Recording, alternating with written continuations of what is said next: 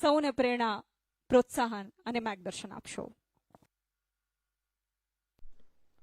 આજનો દિવસ પાલનપુરના બનાસકાંઠા માટે ખૂબ આનંદનો દિવસ છે. આજે માનનીય મુખ્યમંત્રી શ્રી સમગ્ર બનાસકાંઠાના પ્રજાજનો માટે એક વર્ષોની સમસ્યાનો ઉકેલ કરવા માટે આજે આવ્યા છે અને ખૂબ મોટી ભેટ લઈને આવ્યા છે. કોઈ પણ નાગરિક ત્યાંથી નીકળે અને એના માટે હાઈવે ઉપર 4 રસ્તા ઉપર ટ્રાફિકમાં થોડું મોડું પડે કે અટવાય એટલે તરત એના મનની અંદર એવું થતું કે થોડું મોડું થઈ ગયું. અને આ વાત માનનીય મુખ્યમંત્રીશ્રીએ ગંભીરતાપૂર્વક લઈ અને આજે કરોડો રૂપિયા ખર્ચીને બજેટ સામે જોયા સિવાય બાયપાસ રોડ એનું ખાતમુહૂર્ત ટેન્ડરે અપાઈ ગયું ને કામ હવે ચાલુ. એટલે બહુ મોટું કામ લઈને માનનીય મુખ્યમંત્રીશ્રી આજે આવ્યા છે. એવા મક્કમ અને માયાળુ મુખ્યમંત્રી આદરણીય શ્રી ભૂપેન્દ્રભાઈ પટેલ, એવા જ રાજ્ય સરકારના માન્ય મંત્રી શ્રી કુંવરજીભાઈ બાવળિયા, સિંચાઈ માટે ખૂબ સરસ એમણે કામ આ વિસ્તારની અંદર કર્યું છે માન્ય મુખ્યમંત્રીશ્રીના નેતૃત્વમાં. માન્ય પ્રભારી મંત્રી શ્રી કમલેશભાઈ પટેલ, માન્ય મંત્રી શ્રી આ જિલ્લાના જ સપૂત અને મંત્રી શ્રી પ્રવીણભાઈ માળી, માન્ય મંત્રી શ્રી સંજયભાઈ મૈડા, માન્ય મંત્રી શ્રી સ્વરૂપજીભાઈ ઠાકોર, યુવાન મંત્રી, આમ તો તમે બે યુવાન છો, માન્ય ધારાસભ્ય શ્રી અનિકેતભાઈ ઠાકર, માન્ય ધારાસભ્ય શ્રી માવજીભાઈ દેસાઈ, માન્ય ધારાસભ્ય શ્રી લવિંગજીભાઈ સોલંકી, કલેક્ટર શ્રી, જિલ્લા વિકાસ અધિકારી શ્રી, આપણા ચીફ એન્જિનિયર શ્રી પરબત કાકા, માન્ય હરિભાઈ, માન્ય દિનેશભાઈ, ચિમનભાઈ, રેખાબેન, પૂર્વ ધારાસભ્ય માન્ય શ્રી મહેશભાઈ પટેલ, શ્રીમતી રેખાબેન દ્વિવેદી, માન્ય જેકે સાહેબ, માન્ય કાંતિભાઈ કચોરિયાજી, માન્ય અમારા મિત્ર વસંતભાઈ ભટોળ, બેન કુમુદબેન, સૌ અધિકારીશ્રીઓ, સૌ વાલા ભાઈઓ બહેનો,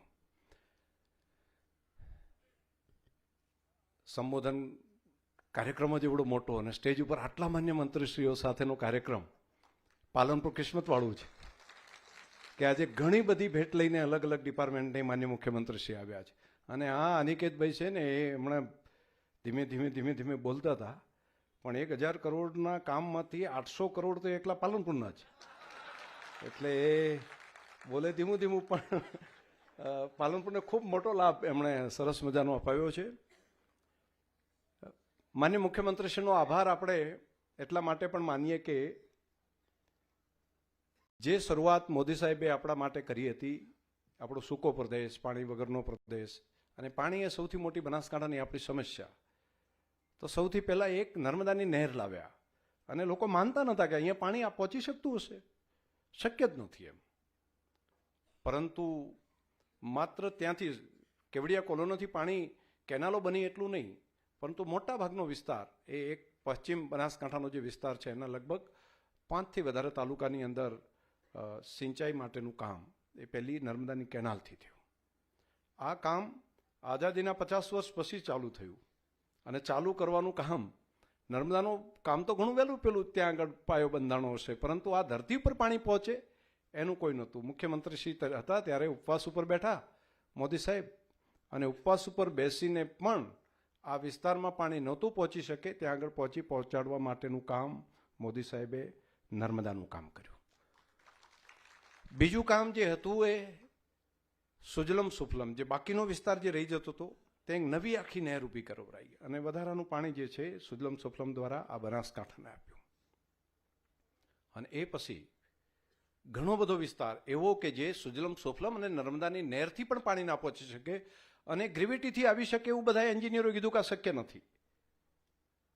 પરંતુ આ મક્કમ મનોબળના માન્ય મુખ્યમંત્રીશ્રીએ બનાસકાંઠા જિલ્લાની અંદર 5 કરતાં વધારે અલગ અલગ પાઇપલાઇનો નાખીને તેના માધ્યમથી બનાસકાંઠા જિલ્લાના મોટા ભાગના ગામોના તળાવ ભરવા માટેનું ઐતિહાસિક કામ કર્યું છે.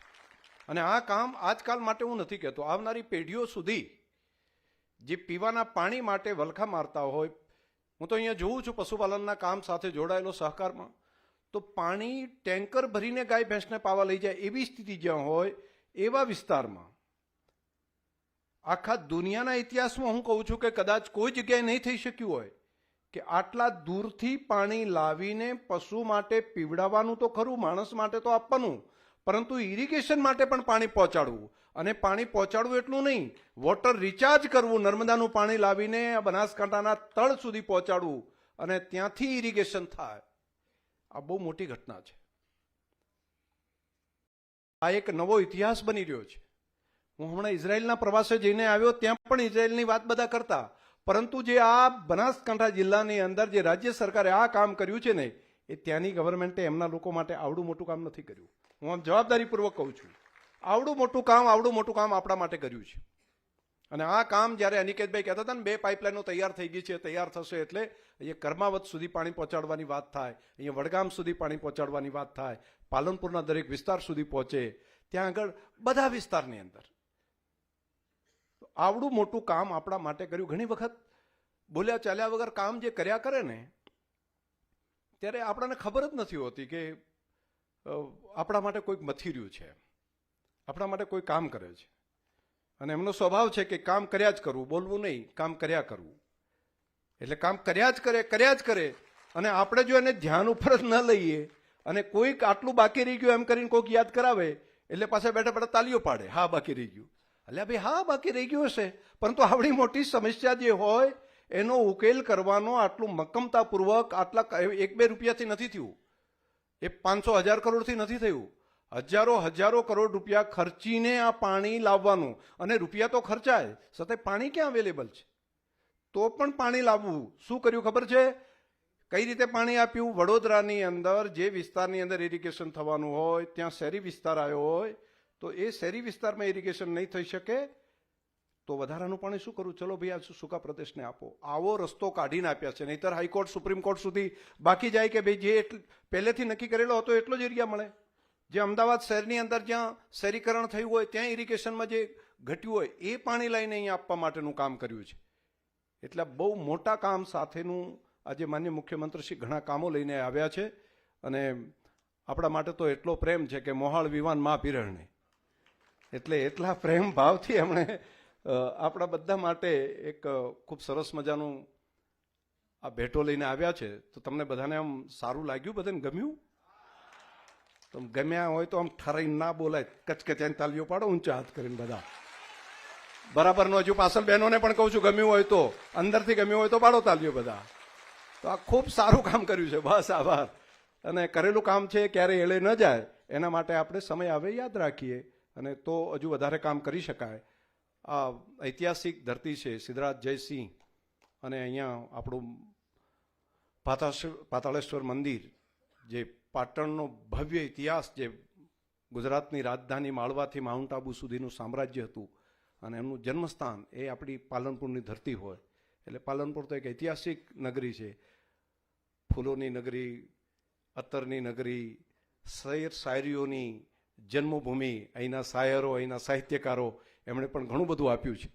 અને એમણે આપણા ધારાસભ્યશ્રી પણ આમ શેર શાયરી સાથે ઘણું બધું સરસ મજાનું પેલું રેડિયો ઉપર પેલું સરસ હોય છે. એટલે તમને બધાને મજા પડી જાય એવું છે બધું. ચલો, આપ સૌને હૃદયથી ખૂબ ખૂબ શુભેચ્છાઓ, અભિનંદન. માનનીય મુખ્યમંત્રીશ્રીનો પણ હૃદયપૂર્વક આપણે આભાર માનીએ. ધન્યવાદ.